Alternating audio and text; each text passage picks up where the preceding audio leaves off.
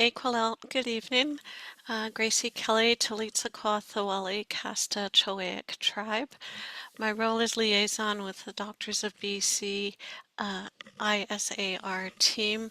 I have gratitude to our team for leading this important work tonight. Our presentation is titled The BC Cultural Safety Standard and Unconscious Bias in Practice. Thanks, Gracie. Hello, everybody. My name is Carrie Chambers. I am a project coordinator with the ISAR and Cultural Safety team here at Doctors of BC. I just wanted to go over a couple of logistical items before we get started. First, I would like to acknowledge that I am grateful to be a settler on the unceded and ancestral territory of the Squamish Okameo Squamish Nation. It is my responsibility as a settler descendant to recognize that these lands have been under the stewardship of Indigenous people since time out of mind.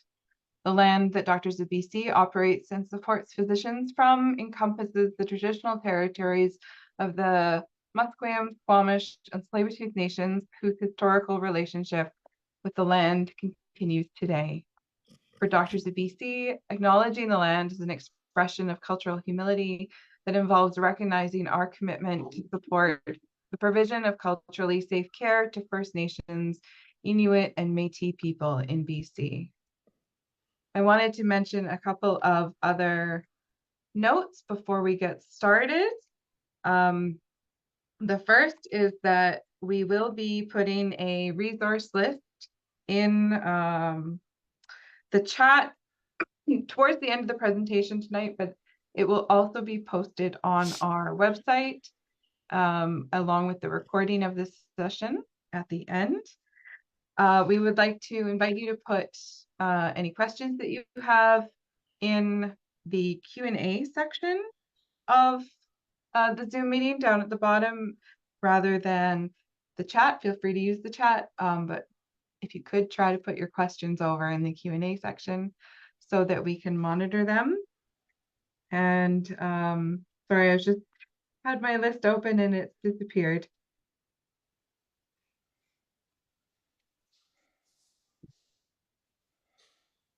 And oh yes, our survey is also going to pop up for you when the session ends, when you exit the Zoom meeting. Please, if you can, take a moment to complete that survey. That would be wonderful. And I will now pass it back to Gracie. Thank you, Carrie. I wanted to take this time to introduce Harley Eagle, and I'll just share this wonderful bio. Harley is Dakota and Ojibwe, a member of the Whitecap Dakota First Nation, and currently resides in the territory of the Comox peoples. Indigenous life ways guide his work as an Indigenous cultural safety and humility consultant and facilitator.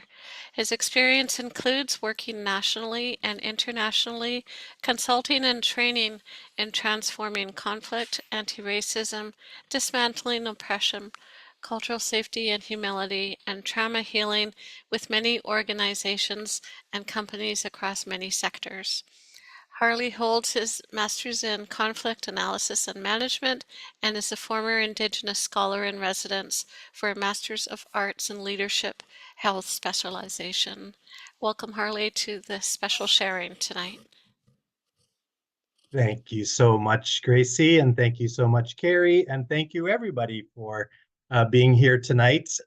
I know we all lead very busy lives, and perhaps some of you are coming out of clinic, maybe some of you are coming out of all-day meetings. So I wonder in this moment if we could just take a few nice deep breaths just to regulate ourselves and to center ourselves and to while we're taking these nice deep breaths while I'm talking, to consider the land way down underneath our buildings that we're in and our homes that we're in, but to consider Mother Earth herself and that and all that she does for us, and all that we can learn from her and all that she does to sustain us. I think it's important to to recognize that we haven't been the best relatives as human beings over many years now, many hundreds of years. And I think it's important to get back to that relationship with Mother Earth, because it's very meaningful for us. It's very helpful for us to walk in a balanced way when we strive to do that. So yeah, so please just take a few moments to take some nice deep breaths, just to regulate yourself and allow yourself to slow down a bit for this presentation and for our time together.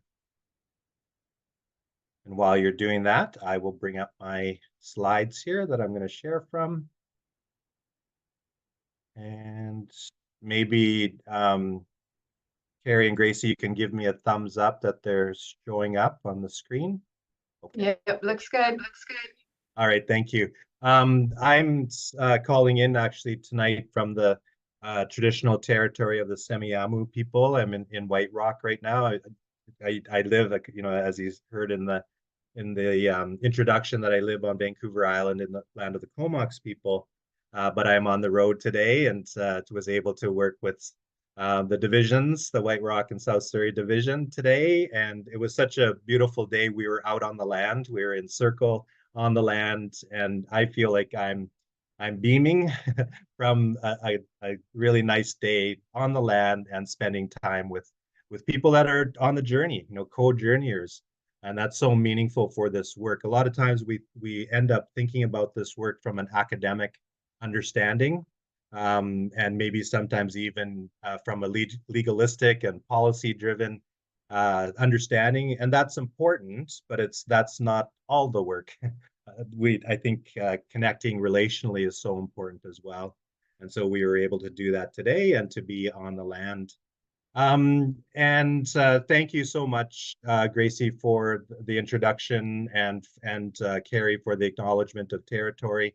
You know, if we were together, like in a big conference or something like that, we would not only have acknowledgements, but we would have a welcome from the local First Nations wherever we were gathering.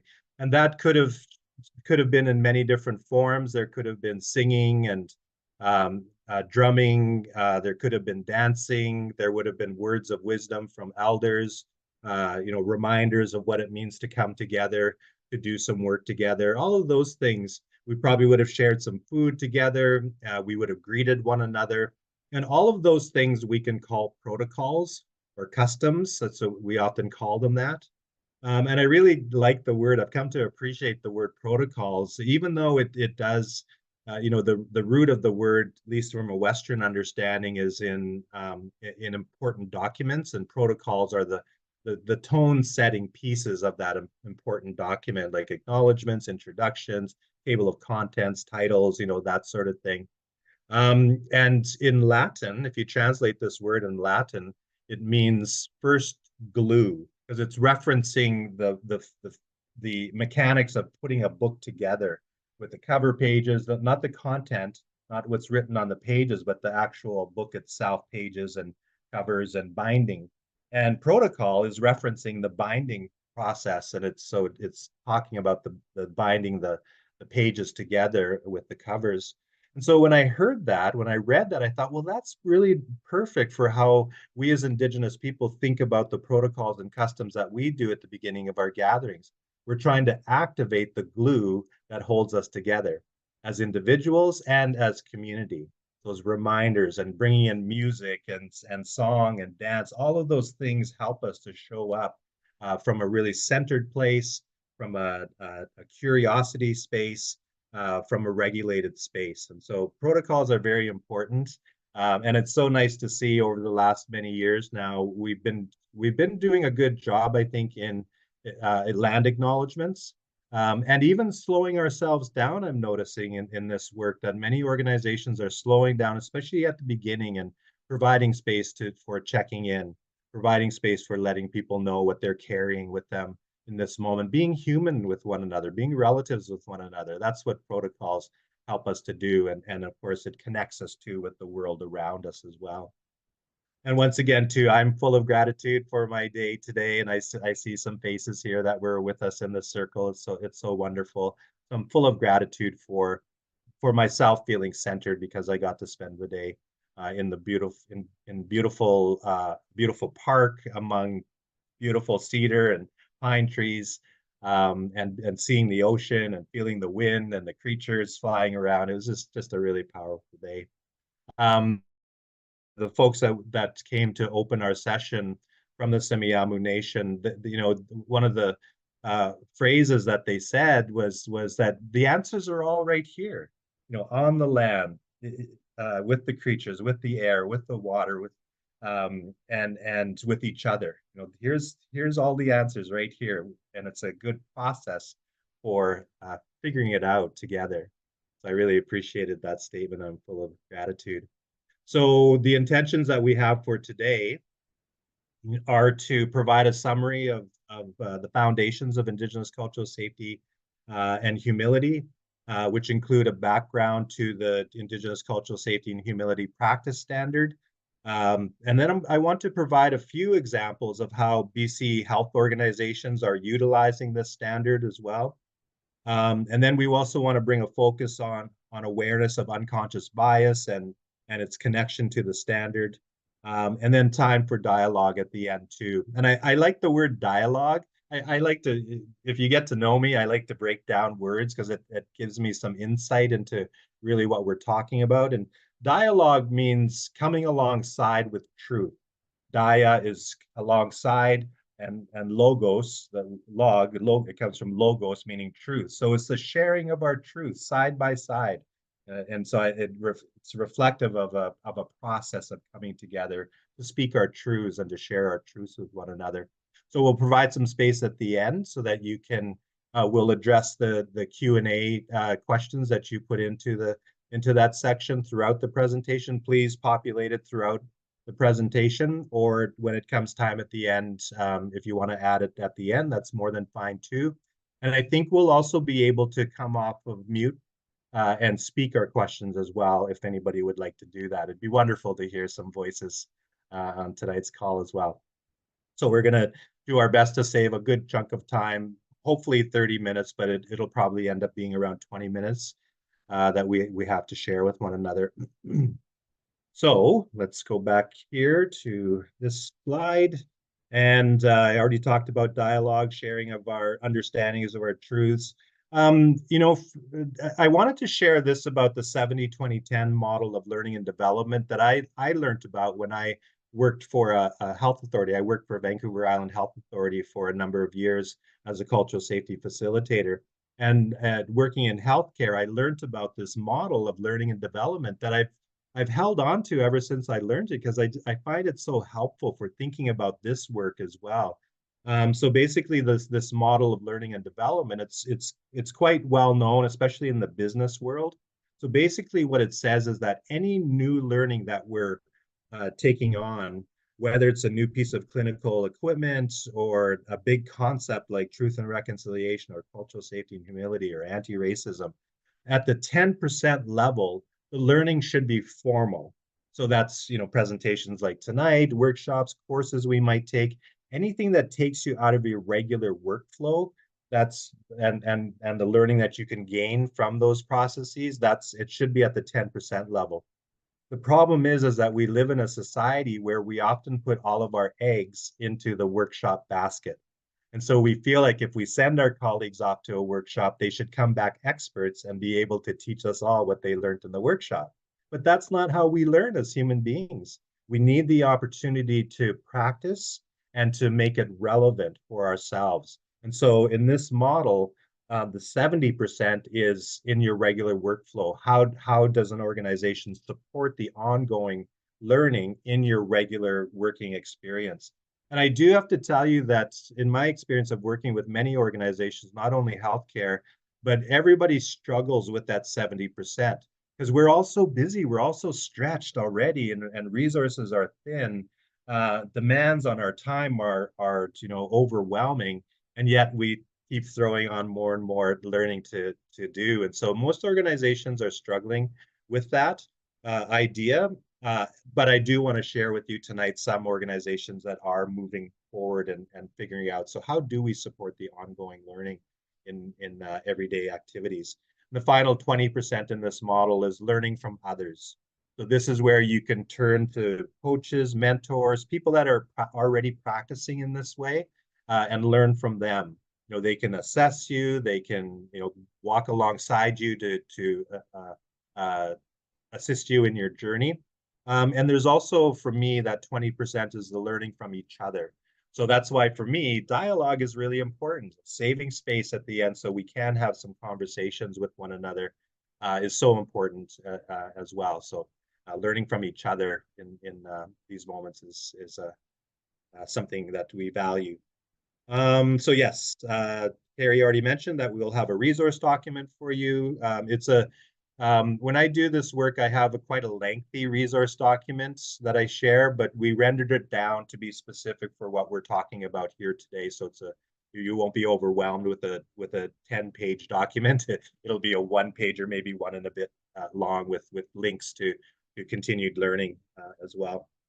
So just a few words about myself so that you know who I am. I won't say too much more. Gracie shared with you my bio. But of course, there's, my history is full of stories, and I wish I had time to share the stories of my own learning and unlearning, and the struggles that I've had, and the amazing experiences that I've had, captured in stories.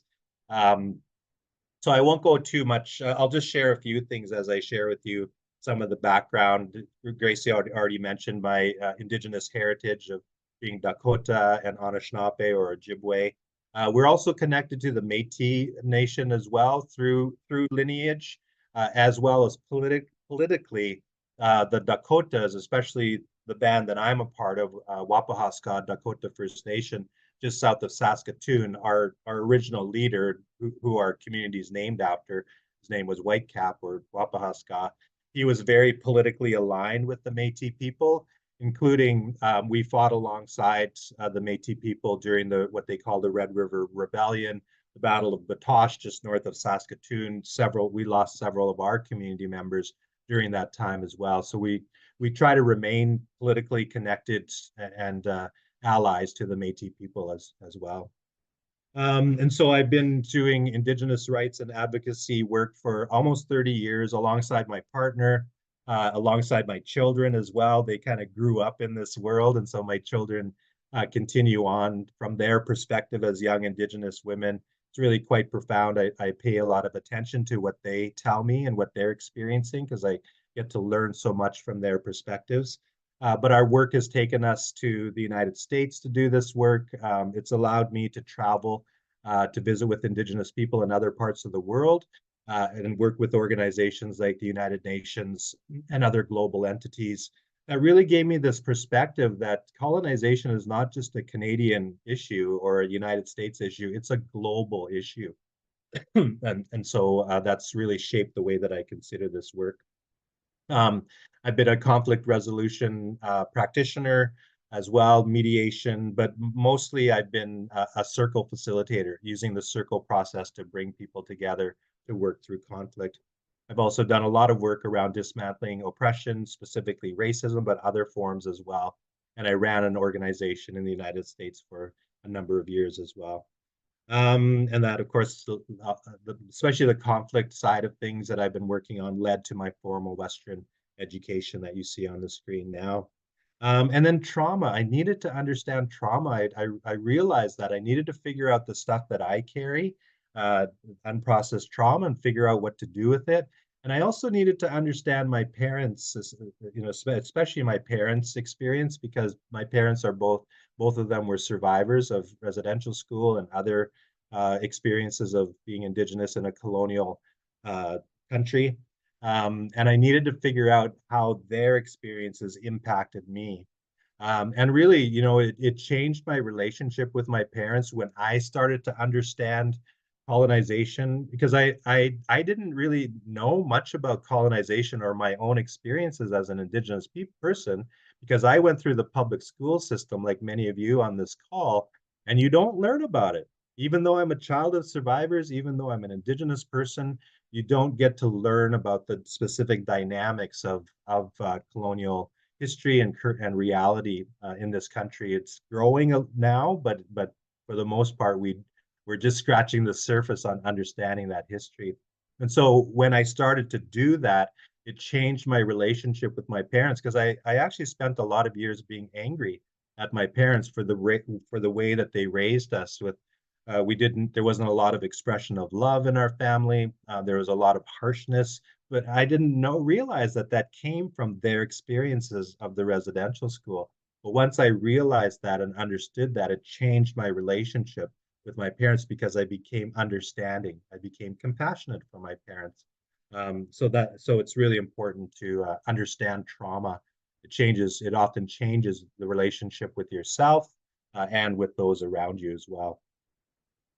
Um, And let's see what's next on the screen. And so all of those elements led me to the work of Indigenous Cultural Safety and Humility. So for the past almost 11 years now, I've been focusing specifically on that, starting in the healthcare system with Island Health.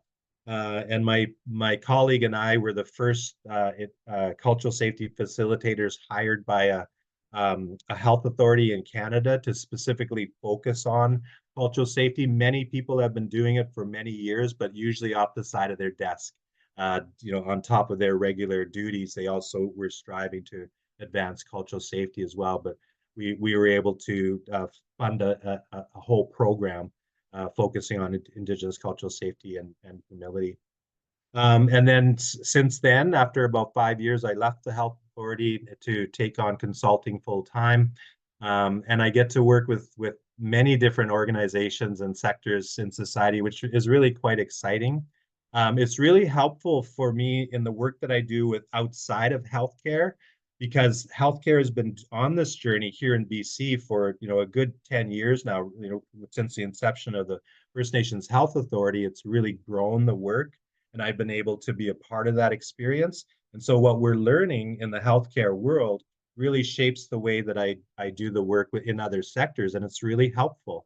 And then vice versa as well. I get to learn about other government agencies and nonprofits and for-profit companies, and I get to experience that as well and share that with the healthcare world. It's quite exciting. I feel very lucky that I get to be a part of these processes. The way that we do our work is building awareness. And so this picture that you see on your screen now, it's some people call this perspective a skydiver's view or a jetliner view. It's kind of that understanding of looking at the big picture, trying to understand, the dynamics from a transcendent perspective. Some people call it a meta awareness, the big picture understanding. Other people might call it the balcony view. It's that way of coming up and trying to look as best you can at the big picture. I call it the side of the hill view. It's a metaphor for us traveling together up to the side of the hill, coming out of the forest. We're all in different parts of the forest, but we can come up to the side of the hill and look downriver to understand the history and how that's shaped our current reality. But eventually we can also start looking to the future a little bit, looking upriver. From this vantage point, we can see a bit more of a possible path. And we can also identify allies and resources and supports along the way, and also dangers. From this vantage point, it's helpful. Eventually, what we do in this work too is we locate ourselves. And from this vantage point, it's easier, because sometimes it's really hard to, when you're in the midst of this work and in the midst of colonial society, it's hard to see the forest for the trees in front of you. But from this vantage point, and if we're doing this work together, there's several of us looking at the same time. It's a really helpful model for taking a look at some difficult things. Our work is shaped by Indigenous ways of knowing and being. I have an image on the screen that comes from my culture on both my Dakota and my Ojibwe side, the medicine wheel. And so that's to represent both process and wisdom that comes from Indigenous worldview. But if you notice, the medicine wheel on the screen is kind of translucent. You can see through it. And the reason why I did that is because I'm not from these territories. So when I do my work in these territories, I have to be very mindful of the genius and wisdom that's present on the land with wherever I'm working, and making sure that I'm bringing that forward and looking to the people of the territories for providing cultural teachings and their symbols that can be meaningful for the people that live in that area. So that's why it's a little bit translucent. I have to be culturally safe when I do my work as well as a guest in these territories. Continue on with the metaphor. It's, we all have, if we had to travel up to the side of the hill, we would have to bring supplies. And so the backpack metaphor is to represent that we all have skills. You already all have skills, and it's important to be able to share those skills with one another. But there's always room for more in our backpacks, and that's what we're learning about cultural safety. And I'll share a bit about that tonight. That there's always new skills that we can utilize to help us navigate and work towards truth and reconciliation. And this picture for me really defines what cultural safety is. Because sometimes I think when we talk about Indigenous cultural safety and humility, we think more about providing cultural teachings and practices, and that's a part of it. But really, cultural safety is about that same vantage point, the side of the hill. But now instead of a river, you have a road, a man-made road. So cultural safety is about looking at the man-made structures, the colonial structures, and recognizing their patterns, recognizing the patterns that are harmful and violent, and figuring out together a way of changing those structures. So we really spend time looking at the power dynamics of colonial society and colonial structures and figuring out together what we need to change and what is helpful. What can we utilize within these structures that can help us to do our work? This picture is a picture of Mount Kilimanjaro in Tanzania. And I put this picture here because when we start sharing about the history and current reality of colonization, what we've noticed is that people from other parts of the world are familiar with those patterns.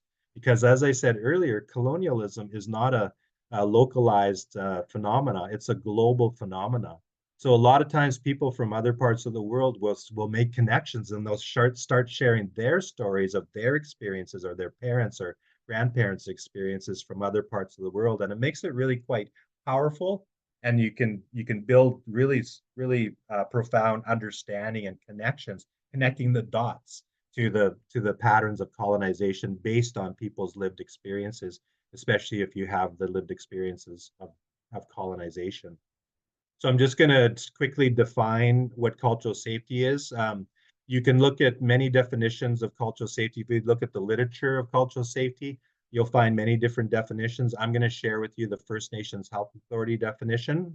But before I do that, I always feel it's important for myself, especially as an Indigenous man, I feel it's important to raise my hands to where cultural safety as a concept came from.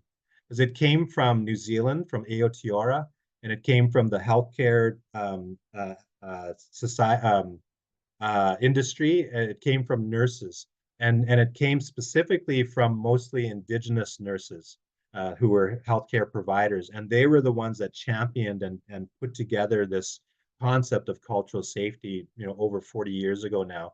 So it's really important for me, especially as a man, to raise my hands to the strength of Indigenous women that brought this forward, and now it's a concept that's really sweeping the world.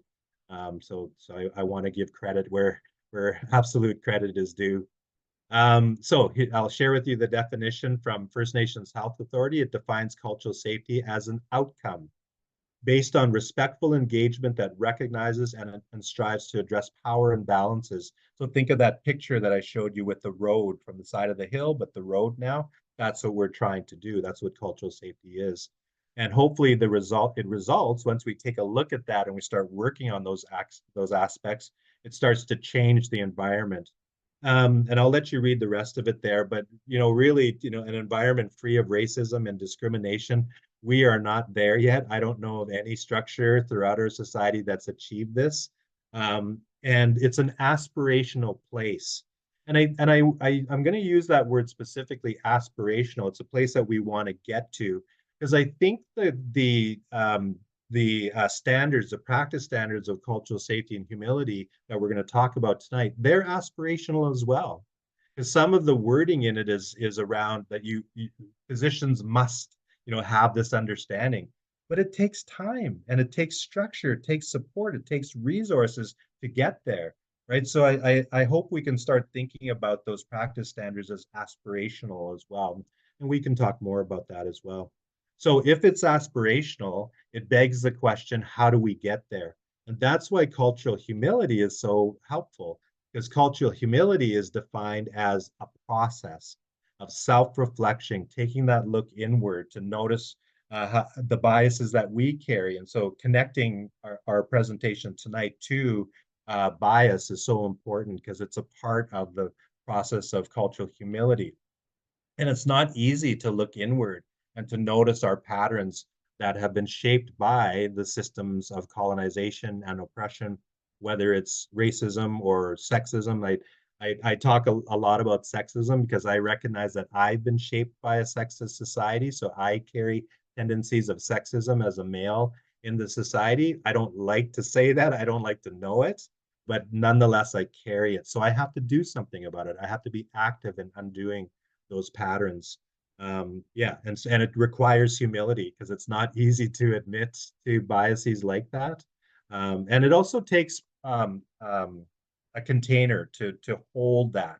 It's not easy to look at that. And if we start talking about the internal biases, oftentimes we resist knowing about it and we push back against that knowledge and that understanding. So container building is so important. And really, that's what I wanted to talk about now was the process of the learning process. How do we do this work? So it's about building awareness, looking at the history and current reality of colonization, especially through Indigenous perspectives. Then it takes us to a place of understanding skills. Like I said, all of us already have skills, but we've noticed that there's certain skills that are really helpful for this work of cultural safety, like things like anti-racism, understanding power dynamics, abuse of power structures like systemic racism. But there's also others like trauma-informed practice, mindfulness, and one that I think we need to talk more about, and I try to do this work as well, is working within complexity. Because this is a complex problem. Some of our people that we look to for this work, scholars and writers, they talk about the problem of systemic racism and its roots in colonization as the most complex problem that we face in our current society. So we have to have a skill set of working within complexity. And there are certain patterns that you can look to that help and support us working through complex problems and issues. That's a skill set. And then the third step is around taking collaborative and emergent action. Today is a very special day because the CMA, the Canadian Medical Association, issued an official apology to Indigenous people for the medical system's part in systemic oppression. Maybe if I could ask Carrie or Gracie to go to the CMA website and grab the link to it and put it into the chat because it's front and center on their website right now, their apology. And so it might be good for folks here to see that apology. In my mind, they went through a long process, years of building their understanding, seeing how and understanding how the medical community is connected to systemic oppression. Then they'd learned some skills on, so how do we navigate this? How do we talk about this? And then because it brought them into connection with Indigenous people, their collaborative action was to issue an apology. That's a part of the journey. It doesn't mean it's the end of the journey. It's a part of the journey. But my guess and my assumption is that they followed this process. And important in all of that, because for those of you that are providers of healthcare, it's not easy to hear that the medical system has been a part of the oppression of Indigenous people. And so that's why, for us, the first step in doing this work is building a container, providing processes like the circle process. And there's others processes that help us to come together in a mindful way, in a compassionate way, in a place that helps for curiosity to be a part of the process, where we can figure out what to do with the shame and guilt that often comes up and with the anger and bitterness that can come up when we're delving into these stories. There has to be a carefully container built so that it helps us to hear these difficult things. So that's our learning journey and process. And then another definition that I wanted to share with you, because it's so deeply connected to cultural humility, is unconscious bias. So these are the social stereotypes about certain groups of people, the narratives, the common narratives that are out there, that are based in myths and misperceptions about Indigenous people. And the stereotypes of Indigenous people are what we end up believing about all Indigenous people. That's unconscious bias, and oftentimes we don't even realize it. So many times in our workshops and our presentations, we hear people will talk about where they learned about Indigenous people was, sadly, a lot of times from their parents and from their grandparents. And they heard these stories based on stereotypes and myths and misperception about Indigenous people. But then you end up believing it, especially when you're a child and you're hearing these stories from grown-ups and caregivers in your life, people you love and respect. You end up believing it. Yeah, and another way that it's described is sometimes referred to as hidden or implicit bias, also known as implicit prejudice and an implicit attitude. It's a negative thing, of which one is not consciously aware against a specific social group. And so we have to make ourselves aware of those dynamics and work through processes built in humility so that we can look inside and see what we do carry. And once we understand those dynamics, then we can start to change them as well. And so the standard itself, just a little bit of background of where it came from. It was released not that long ago, just in 2022. So it's really, in my mind, still hot off the presses, if you will. And then was work done through the First Nations Health Authority and the Health Standards Organization. And it's designed to be a tool that will enable organizations to address Indigenous specific racism and build a culturally safe healthcare environment. It's the first of its kind in Canada, so we can celebrate this. And for those of you that are practitioners, you can celebrate that this is cutting edge stuff. It's designed to be helpful, even though I think, like I said earlier, sometimes it can spark a bit of worry and feeling overwhelmed, like, oh my goodness, we have this standard now. What are we going to do with it? So I think it's important to sort through that and figure out that it's going to take time to implement, years, in fact. And the development of the standard was driven by First Nations-led committees. So that's that collaborative action, and supported by FNHA with additional input from Métis Nations. But I wanted to draw our attention to what was the Indigenous specific racism, whereas Indigenous specific racism. I wanted to share with you what that means. Because racism is as a ideology, it shifts and it morphs and it changes and it'll often focus on specific groups of people. It's important to recognize that it's a very, very tricky ideology, and it shape shifts based on the oppression that it's trying to do in society. So it's important to understand. So what is Indigenous specific racism? I like to use metaphors, so I'm going to use the metaphor of the iceberg to help us to understand systemic or Indigenous specific racism. So the tip of the iceberg is the ongoing race-based discrimination, the negative stereotyping and injustice experienced by Indigenous peoples within Canada. We can kind of understand that if you look at the data throughout society. You'll see that Indigenous people are always at the top of the list in terms of um, uh, um, uh, disparities, no matter what sector you're looking at. So it's important to notice that, and we do often know that that's happening in Canada, but a lot of times we put the blame on Indigenous people, that there's something we're doing, that there's something wrong with us, that there's something, yeah, something is wrong with us. So we want to dig down into the water. We want to dive down into the water to understand that there's much more to systemic oppression than just the tip of the iceberg. And so then we start to realize that it includes ideologies and practices that contribute to the establishment and maintenance and perpetuation of power imbalances. So again, that language of power imbalances. And I'll let you read the rest there. And then the next point here is also still the middle of the iceberg, where discriminatory practices like the Indian Act, legislation and policies that have been in place in some cases for hundreds of years, they've been in place, right? But if you don't know that, then all your blame is going to be put on Indigenous people. You're only going to see the tip of the iceberg. But we have to understand what's underneath the iceberg. And then sadly, when we live in a society like this for generation after generation, it shapes our understanding of self and of others and of the environment around us. And so that's where bias comes into all of this. It's kind of at the bottom of the iceberg, the most difficult place to get to and to work on. It shapes the way that we feel about each other and ourselves quite often. So that's a metaphor for understanding Indigenous specific racism.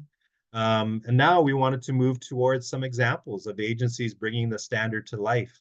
PHSA and other regional health authorities have started to create positions in the power structure. So it's a way of addressing those power dynamics by inserting positions that are in those power positions.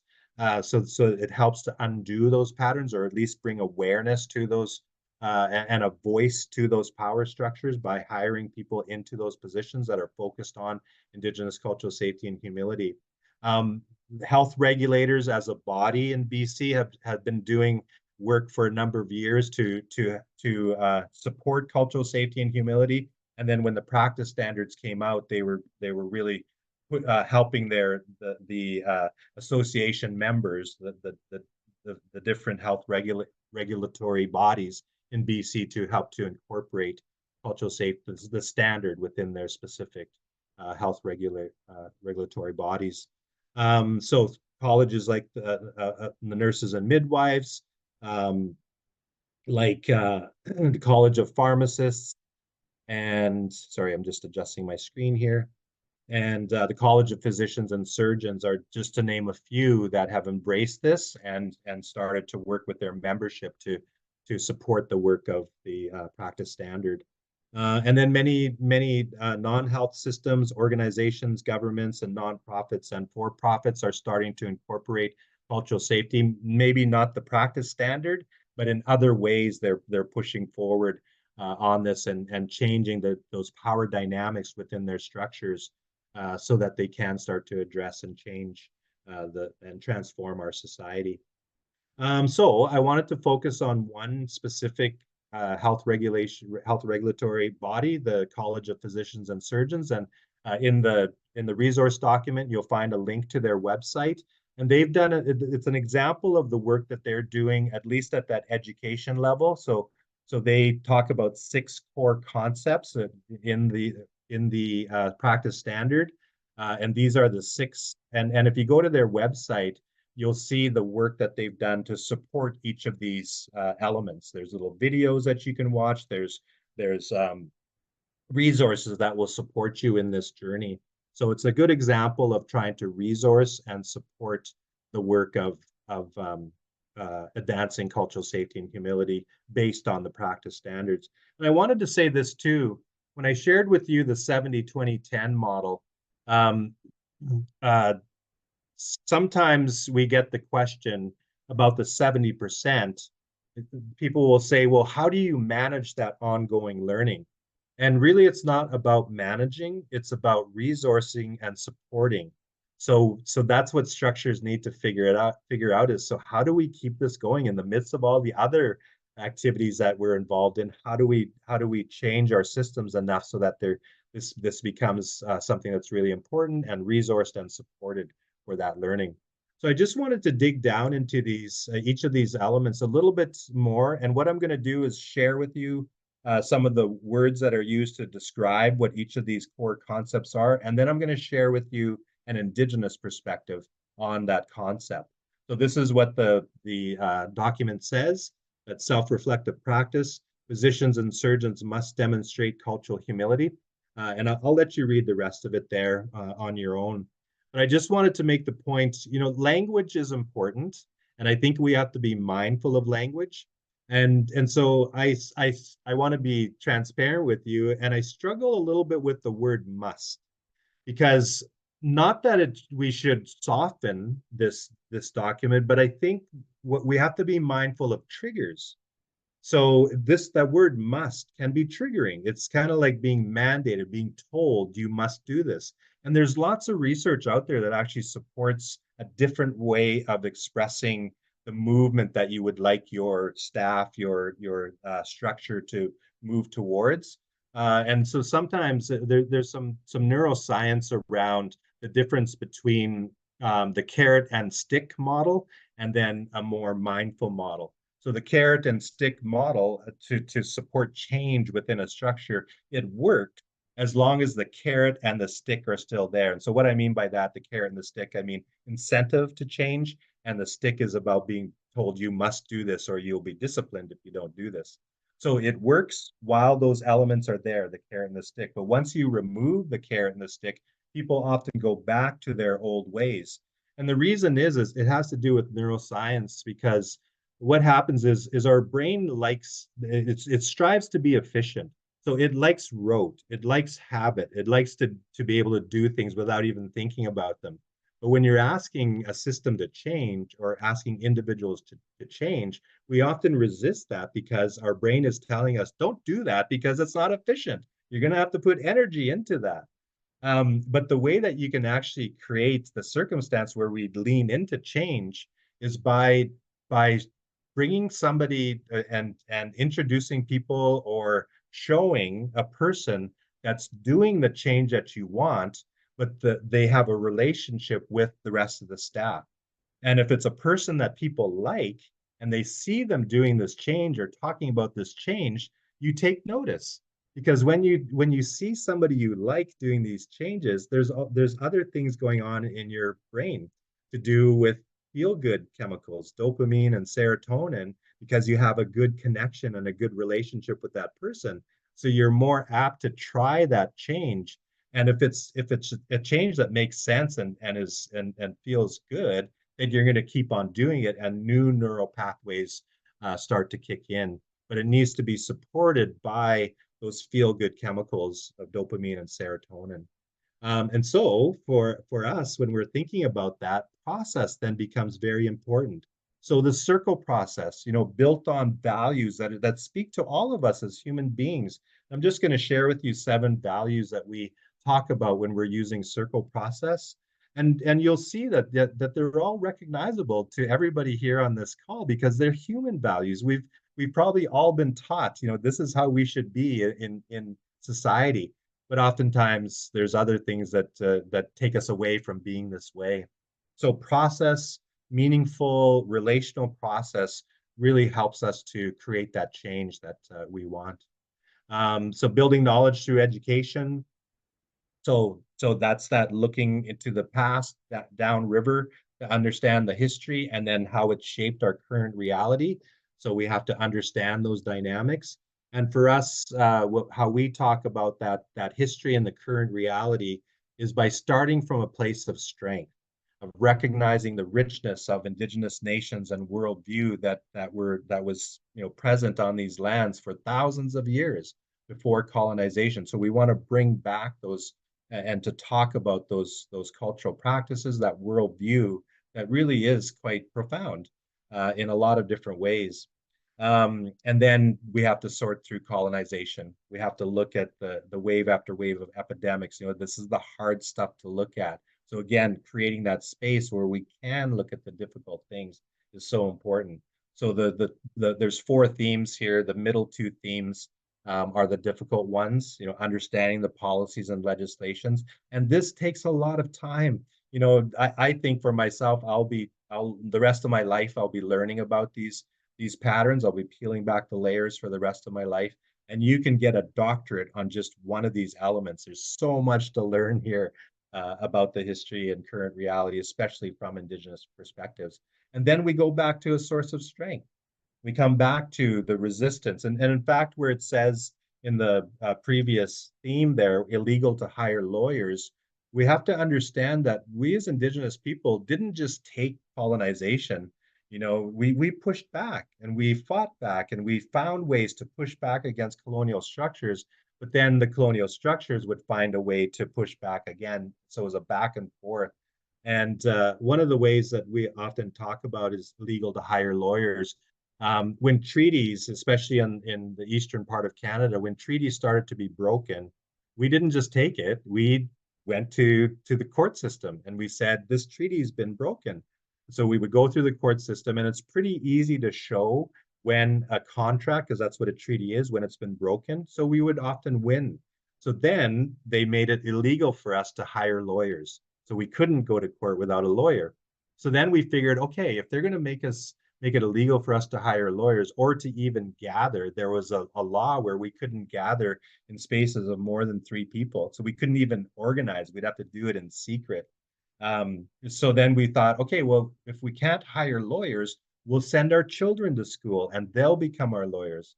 But then through something called the Enfranchisement Act, the government said if there's a certain things you do as a First Nations person, a whole criteria of things, you lose your status as a First Nations person.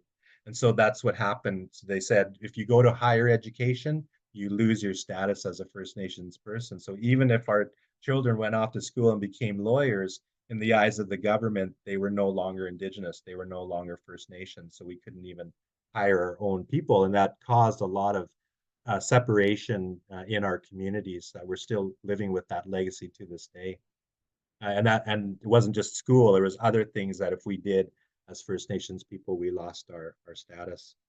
And then so expanding our narratives, helping ourselves to understand these dynamics starts to address the unconscious bias that we carry, because we start to see that unconscious bias in a different light, and we start to understand how we've been shaped by the system to believe these things. And that's really important to note, that it's not about that we as individuals carry these biases because there's something wrong with us. We have to understand that we've been conditioned by the system to believe these things, and then we end up perpetuating these beliefs. But I really feel it's important to put the blame on the system and not on individuals. So we can get angry and we can be angry, but let's be angry at the system and put our energy into changing the system, not to pointing fingers at individuals. So the fifth one, or sorry, I can't see the number there, anti-racist practice. So I have the iceberg model here. Working from an analysis of systemic racism has been so important and beneficial to my journey. It shapes the way that I view systems and helps me to understand the dynamics. So it's so important to the work of cultural safety and humility, is working from an analysis of systemic racism. And so anti-racism isn't just simply being nice and feeling like you're not being racist. It's to understand those dynamics underneath the iceberg, right? So it's the practice of identifying, challenging, and changing the values and structures and behaviors that perpetuate systemic racism. But just very quickly, when we do our analysis work of systemic racism, we talk about the above the water ice in the iceberg model, that we end up thinking that racism is only about ugly interactions between individuals. That's the tip of the iceberg understanding. It's important to know that that's a part of systemic racism, but it's only a part of it. So, and when we focus only on the harm of the system and as individuals, then the way that we address systemic racism, or the way that we address racism, becomes about individuals. So we end up firing the bad apples, or we train Indigenous people and people of color to fit into the system, if that's our only understanding of racism as above the water. So that's why it's so important to get our faces into the water and to understand the legislations, the policies, the culture of our Western society, so that we can start to create change at that level. And really, for me, the cultural safety and practice standard is an example of trying to change the policies and the structures. It's an example of the support work that's required to change the culture of our organization. So that's where I see the strength of this practice standard. And then along with the analysis, then the bottom of the iceberg is where it conditions us to believe certain things about ourselves and about each other and the environment. So working from an analysis of systemic racism helps us to put our energy to not only the tip of the iceberg, but also underneath the water as well. So the next one, creating safe healthcare experiences. Physicians and surgeons must create safe healthcare encounters where Indigenous patients, and again, I'll let you read the rest of it here.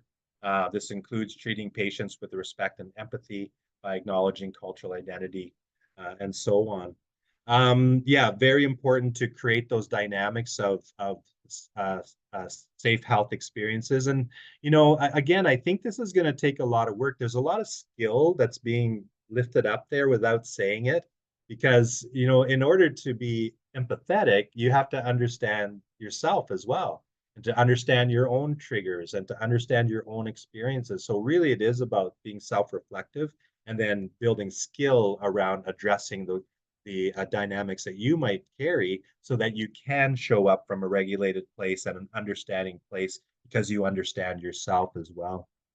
And I like this definition of cultural safety, or it comes from a poster that we used to use when I worked for Island Health. And I like it because it's focusing on feelings for one thing. And for myself as a male raised in this colonial society, I've come to recognize how the colonial system has taught me to shut down my feelings and my emotions, even though they're there and they're churning inside of me. But I've been trained as a male in this society to shut them down. You know, it doesn't make any sense, but yet that's the prevailing message for a lot of us as men, is that we have to be strong and we have to have the answers for everything. And if we show emotion, that's showing weakness. And so I like this poster because it talks about feelings that we have to feel and we have to sense and we have to, you know what's going on inside of our bodies. And then secondly, it's focused on the experience of the Indigenous person you're working with.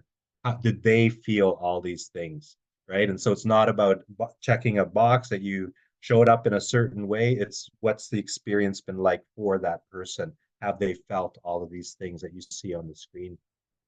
Person-led care, number 5. Physicians and surgeons must respectfully learn about Indigenous patients and the reasons they have sought healthcare services by engaging with patients and their identified supports to understand and address their wellness, health and wellness goals. And then I'll let you read the rest of it here as well. So this is for me, it's about relational practice. You know, how do you be relational with a person? And again, you know, understanding yourself and all of that is so important as well. You know, how do you be relational in any given relationship? But a lot of it has to do with understanding yourself, and that's not an easy thing to do, especially when for you folks as healthcare practitioners, you're up against the clock often. You know, you're up against structures that have you doing your work in a certain way. And so the way that we've been thinking about doing this work is to recognize that's where we're at in our society. We have these structures, we have these rhythms and processes based on colonialism, and they're a reality. So rather than saying that we just have to get rid of them, we started to think about, well, so how do we, in spite of those structures, how do we start to bring in relational practice? And so on the screen, you see the medicine wheel there. That's a symbol for relational process and practice. And how do we start to bring those elements into our colonial structures? And Dr. Willie Ermine, a Cree scholar and medicine person, he talks about it as decolonized ethical space.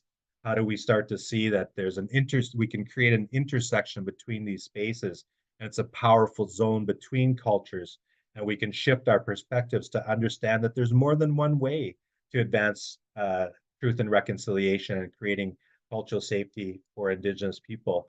It's about we often call it two-eyed seeing, you know, bringing in multiple ways of seeing a situation. So it requires intentionally building skill in creating space for respect, understanding, and mindfulness for both worlds. And then the last one, strength-based and trauma-informed practice.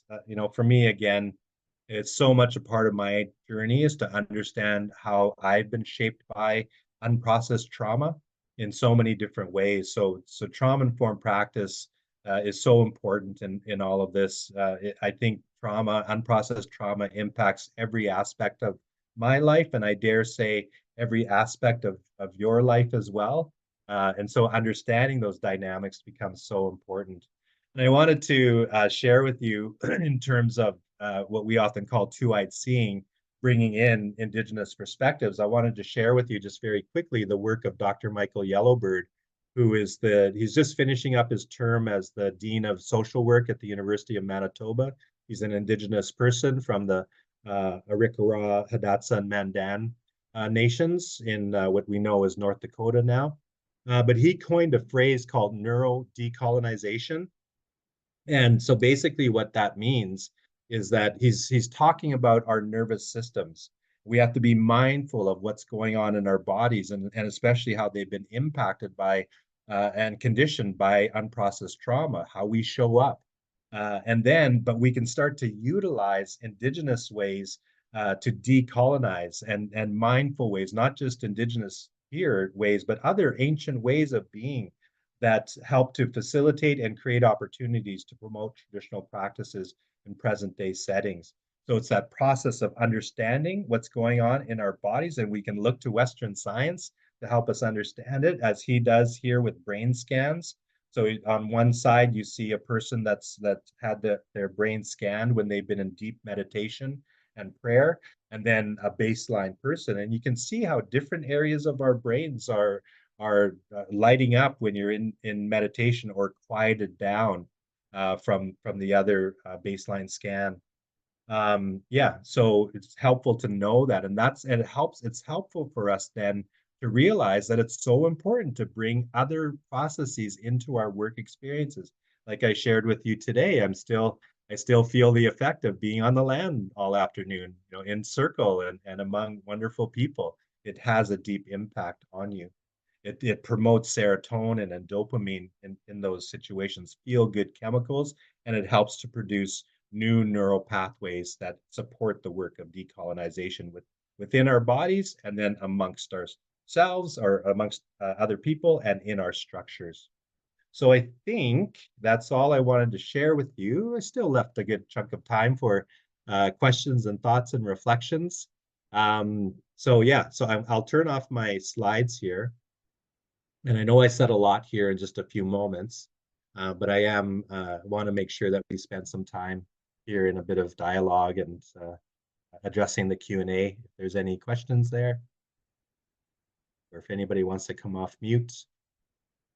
And maybe Carrie and Gracie, you can help me too with that if you notice hands going up or people wanting to speak. I'm going to take a deep breath, a couple deep breaths after all that talking, and I encourage you to do the same after all that listening that you did.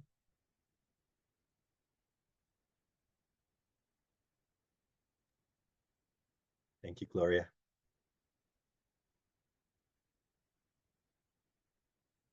Any thoughts, any questions? If you do want to come off mute and share some reflections or thoughts, that would be wonderful. I'd love to hear some voices here and maybe see your faces on camera as well. I just would ask that we be mindful of sharing the 20 minutes or so that we have with one another to making sure that there's lots of space for lots of folks to talk if they would like. So any thoughts, any questions, any reflections? One other thing that people that work with me know that I like to say that we welcome half-baked ideas. Don't feel that you have to have a perfectly formulated question, thought, or reflection. Please just stumble through it. My response might be stumbling through as well. But we're not looking for perfectionism here. We're looking for the process of being in relationship and sharing some thoughts, even if they're half-baked.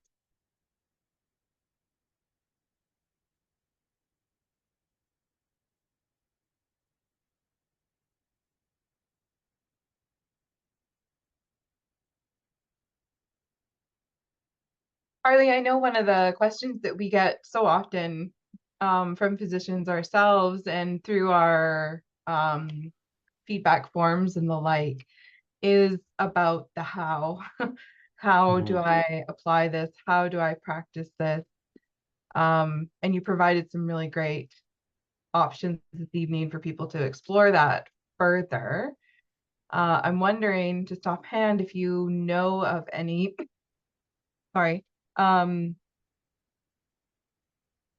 of peer mentorship opportunities that may exist out there where physicians are mentoring physicians, or someone like Dr. Yellowbird. I'm not sure if he's a medical physician or a practicing, specialist or family physician, or if he's just sort of on the research side. But have you come across anyone like that, or an organization like that, where people could go to as sort of a peer resource bank? Yeah, absolutely. I think Doctors of BC supports an Indigenous Doctors Association.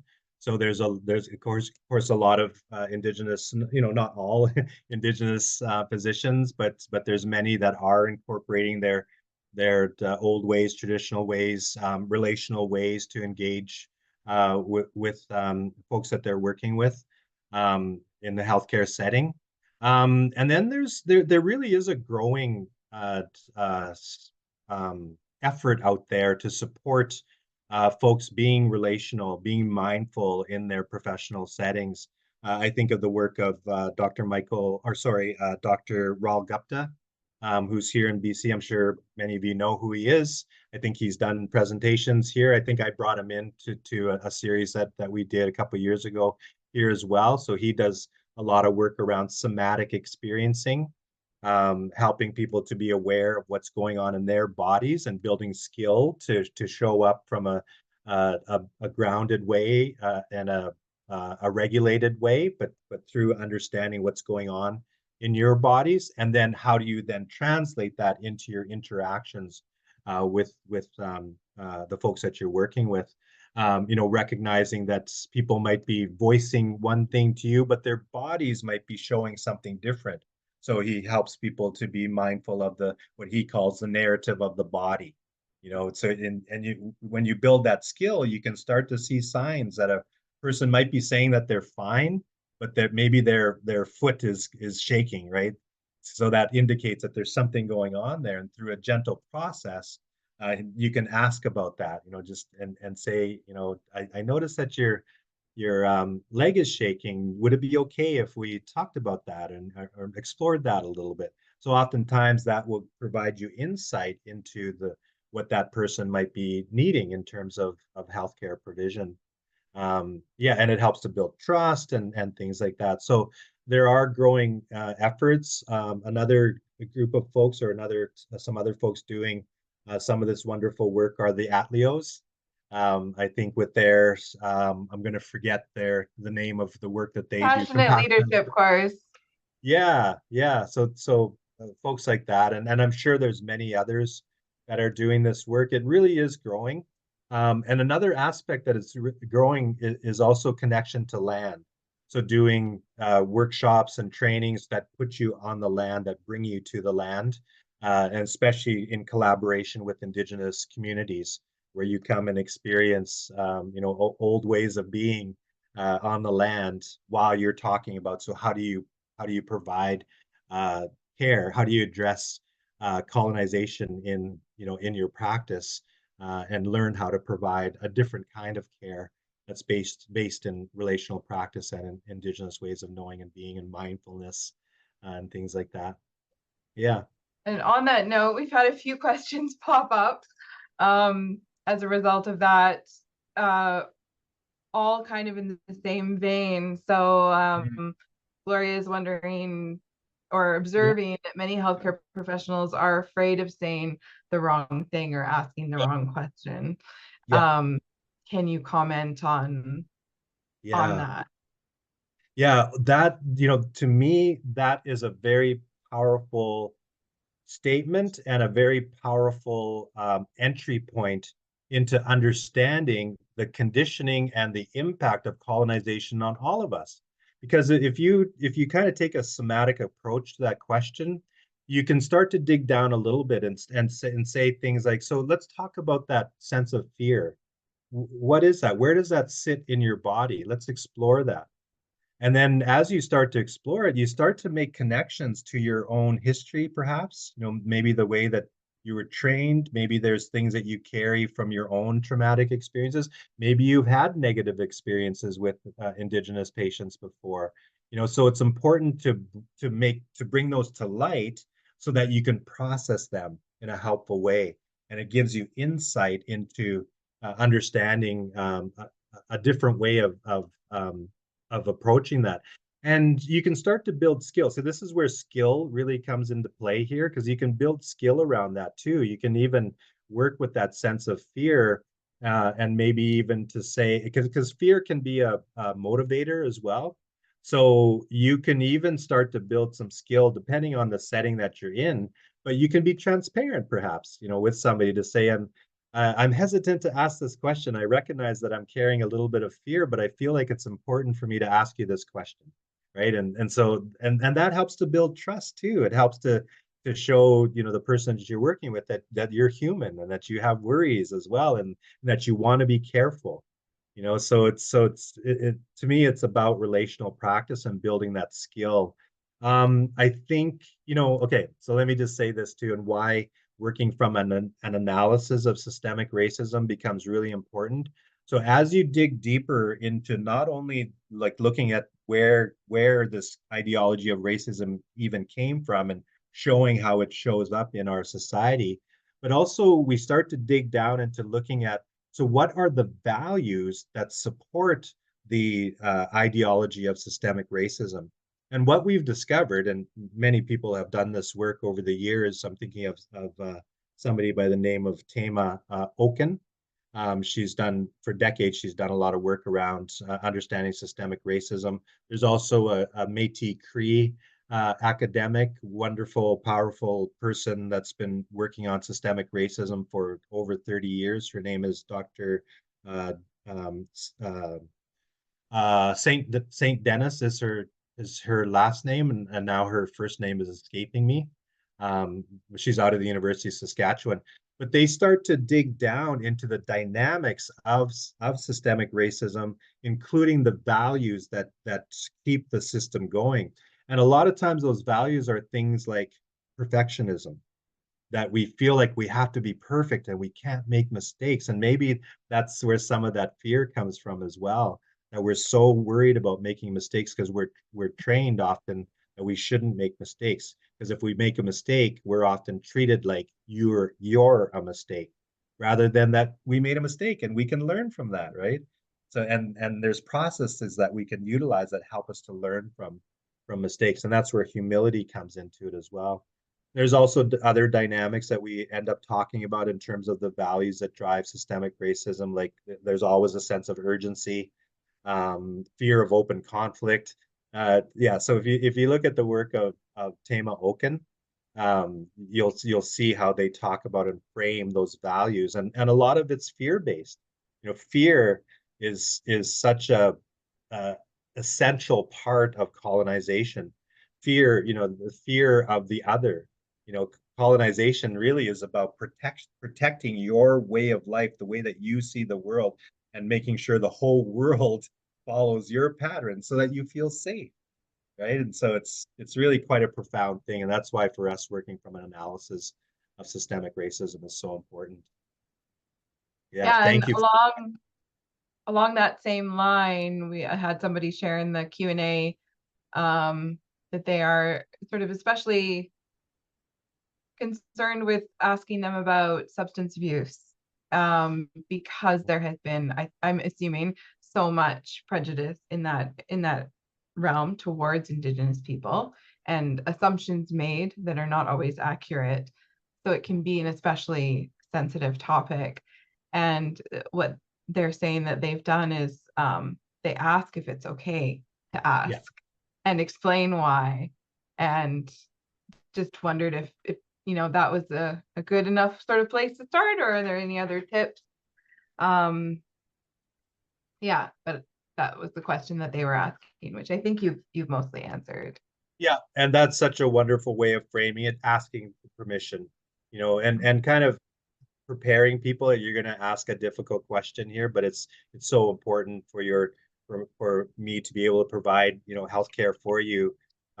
It's important. It's an important question, and then you can also say, and I know that it's a loaded question because of the stereotypes and all of that are so prevalent in our society, and you can wear your heart on your sleeve in that moment and just say, I really don't like that. That's a stereotype that's in our society. It's a terrible thing, but it's going to be helpful for me to ask this question of you. Would it be okay to ask that question? Asking permission to ask the question is so important. Gives a sense of uh, um, I don't know if I like the word empowerment, but it shows that you value them, that you're not somebody over them and going to tell you what to do, but you want to journey alongside them, and you need to hear.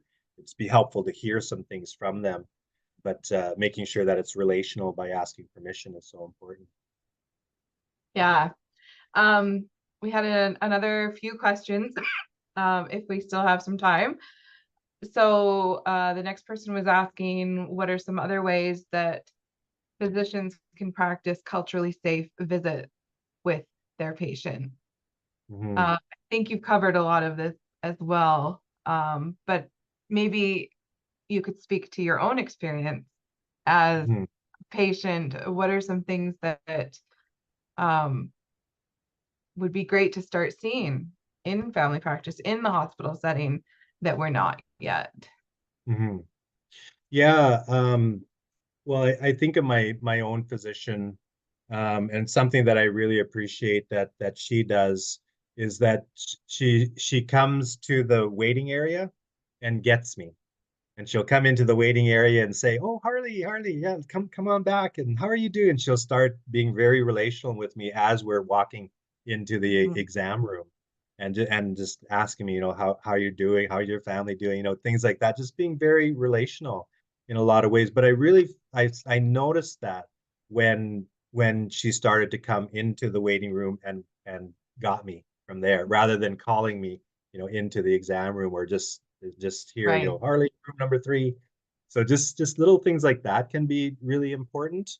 Another thing that some people are doing is connecting with local Indigenous artists, and building relationship with them, and then inviting them into to a journey to help them uh, create their waiting areas and their exam rooms, to be reflective of the local, beautiful art and powerful art, and learning about what that means, not just purchasing a picture and putting it up, but what does this symbol mean, and Mhm. what's the teaching around that. So again, just being very relational, being very curious, and then having these items, then they become something special, right? That are up on your wall, and Absolutely. you're able to speak to them too if somebody asks. Yeah. Yeah. We have another question here. When you were talking about the uh, cultural safety and the standard in particular, um, you mentioned that it is aspirational and will take time and resources. Can you help us imagine what type of time frame this may be? I'm thinking about having patience with ourselves and each other while we're walking on the cultural safety Mhm. journey. Yeah. I have some standard responses that I've given for years, but I'm starting to change them, in my own journey as well. And so what I used to tell people is, when I get questions like that, I would say, I'm not sure. But I do know, if we get into the process of engaging in a relational way, and utilizing like the circle process, or going out onto the land and having these conversations, I know it's going to take us somewhere different. But I am starting to feel like we're in a different era now. There's more and more of us that are doing this work. There's more and more allies that are doing this work, and we're starting to see some shifts. And so one example of that is, I'm not sure if folks here know about something called the doctrine of discovery.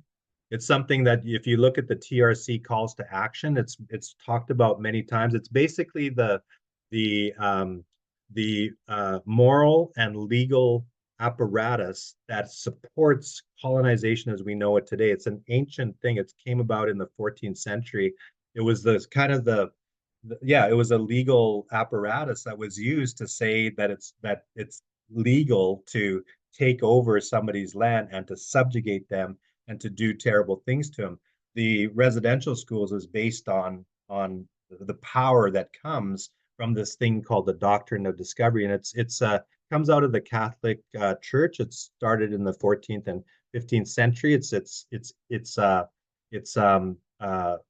they're called papal bulls. So these were decrees issued by the popes during that era, but then they were used in a legal setting to say that they're basically the basis of international law that says that colonial nations have the right legally to colonize based on these precedential documents called the Doctrine of Discovery or the Papal Bulls.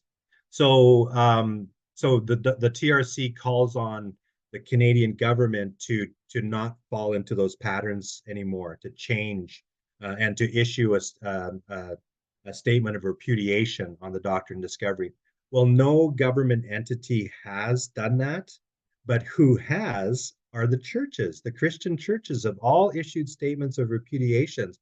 And so for the last 40 years, Indigenous people, and I've been able to be a part of this journey of trying to get Christian entities to issue statements of repudiation.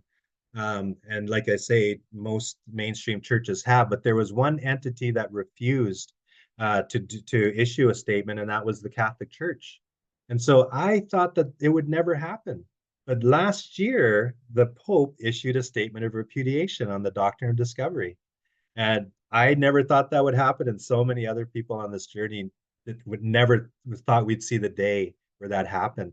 So that gives me a lot of hope for the changes that we can make. The CMA's issuing of an apology today, that's another example.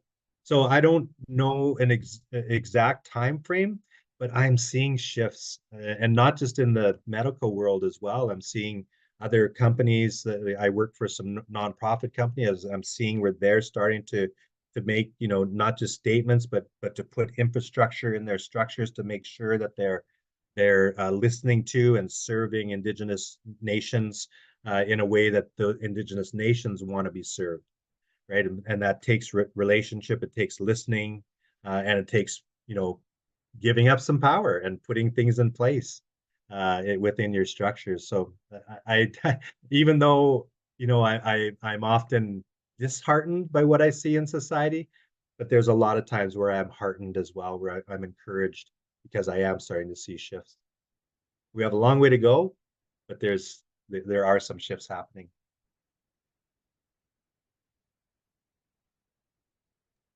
Thank you for that. We have one more question. I'm not sure if we have time. We've got a couple minutes, just like 30 seconds. This one is, in creating programs and systems that are equitable, I want to be mindful of othering. Do you have any thoughts on this? Do you mean other forms of oppression and other? I'm not sure if I heard the question. I'm not sure. It was an anonymous question. I'm taking it to mean, as we rebuild systems and as we rebuild programs, we want to be cognizant of othering people, and I think labeling them and putting them into less equitable categories. So being mindful of that, possibly in system redesign. Yeah. So that question in my mind is a good example of why it's important to build skill around working with complexity. Because like I said, this is a very, very complex issue that we're facing here. How do you decolonize? How do you decolonize a colonial system? So working with complexity, one aspect of it is to do it like this. You collect stories. You go out and you hear the stories as best you can. You collect all these stories of how we think we can move forward or what needs to be done. So based on all those stories, you find a way that you feel, okay, based on what everybody's saying, here's our way forward. Let's try this. So you take that step, you implement that step. The important thing is to not just say, this is what we're going to do now for the next 5 years or 10 years in our 5 or 10 year plan. The important thing is to take the step and then reflect on it, to be iterative, to circle back and say, okay, is this having the impact that we hoped it would? And if it isn't, then you realize that we've missed something. We missed some stories, or maybe we didn't access some voices that could have informed us something different. And so that's where I think if we end up othering, then let's hear those stories and let's adjust what we've been doing so that we're not doing that. And that's why the skill of working within complexity is so important, and being iterative is so important. But it requires humility, because a lot of times in our structures, we want to come up with the perfect 5 year plan, and then we end up trying to stick to that and refusing to budge from it because this is our 5 year plan. This is what we do. But if it's not having the desired effect, or if it's having a negative effect, then I think we have to have the humility to say, we need to change something. We're obviously missing something. Let's go back and collect the stories that we're missing and then figure out what we need to adjust. That's one aspect of working within complexity.